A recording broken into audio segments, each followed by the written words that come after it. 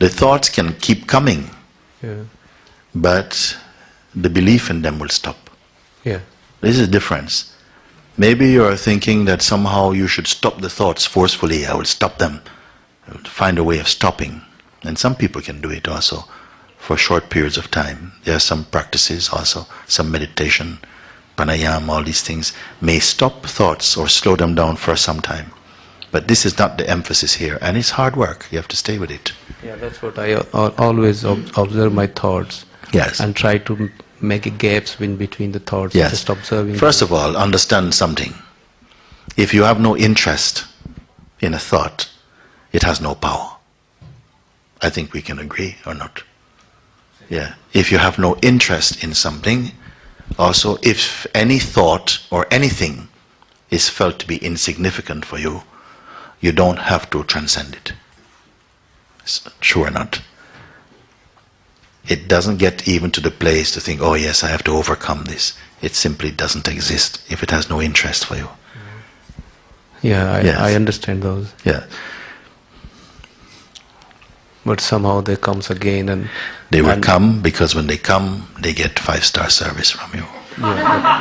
Meaning that you give attention to it, you contact, you start to dance with them, you want to play. It's like this for everyone, it's the same. So if you don't give interest to them, they cannot live. You oxygenate them with your belief, your interest. We have to be clear about that. You must identify how this thing got so powerful. Is a thought by itself has power, does it? Any thought by itself, does it have power? No, because if a thought has power, it means it has power for everybody, over anyone. It means one thought for you will knock you to the ground. Someone else would hardly notice it. So it's nothing to do with the thought, but the thinker.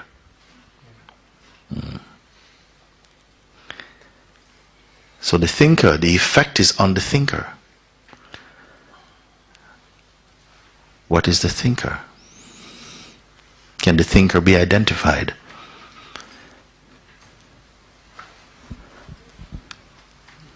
That's what I'm trying. Yes, yes. Me, myself.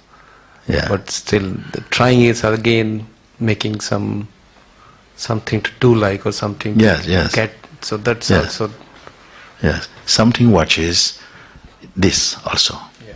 Or it is seen and understood in the presence of some power which is not participating.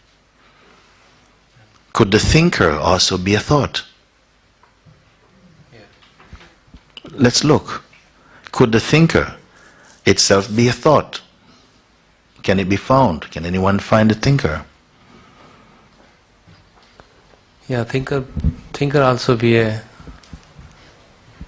like a thought. Yes, yes. Who's thinking? Yes. He's also like a identity. Then. Yes. What is this? Yeah.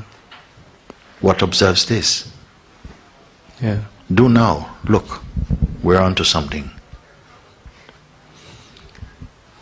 Both the thoughts and the thinker are both thoughts. I'm coming to you. We can. What is this?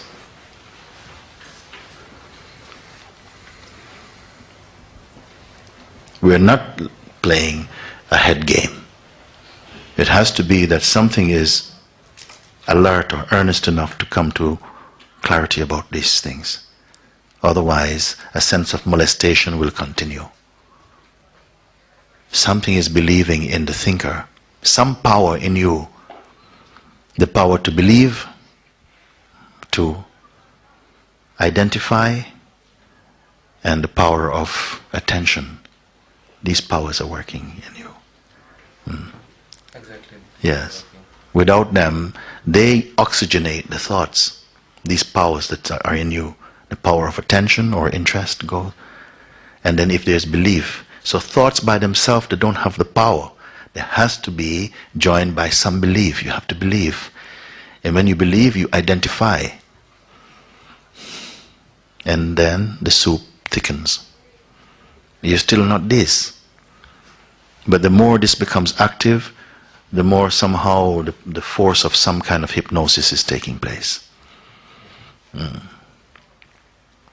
Still, even this, at that late stage, this field, the pull of the sense of hypnosis is also observed. What remains? When all of these are identified and seen, what remains? I want to keep it like baby food so we don't get off into some complex thing. This is already what is happening. We're just somehow confirming, is that the case or not? And if it is seen, then something must slip away, gets washed off or something.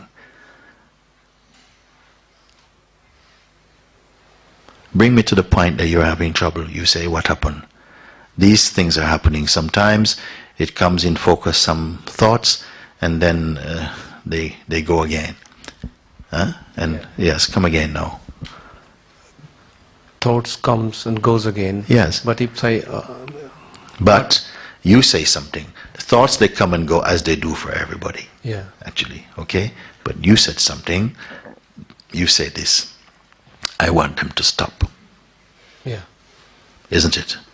And I'm sure you have some friends here who also want to stop. I want the thoughts to stop. And what we say, maybe the thoughts don't stop. What if they don't stop? Some people are coming to your house and knocking on your door. Let's go out and play. Yeah. Okay? And every time you go out with them, you get into trouble. Yeah. You're coming home in police car every time you go out. So at some point you say, okay, enough. Okay? Enough is enough. Enough is enough. Okay? Yeah. But they still knock on your door. Can you do anything about this? They knock on your door, but you don't have to open. You can't stop them from knocking. Yeah. But if you don't go out, when they knock, then somehow you go and you look through the peephole. And you're saying, yeah, okay, maybe something feels a bit attractive. Then memories come, then you start to visualize nicer times. And then you let one in. And then he comes in with his friends. Yeah. And then you have a beer, and then you're back in the police station again. You can't stop them from coming, but you can stop from opening up to that. Yeah, this one. And like this, gradually, somehow they give up. If you keep pulling the weeds up as they come, at some point they get exhausted, they can't come. Yeah, they multiply and they... Yes. So the significant point is not that you stop the thoughts, but you stop giving attention to this.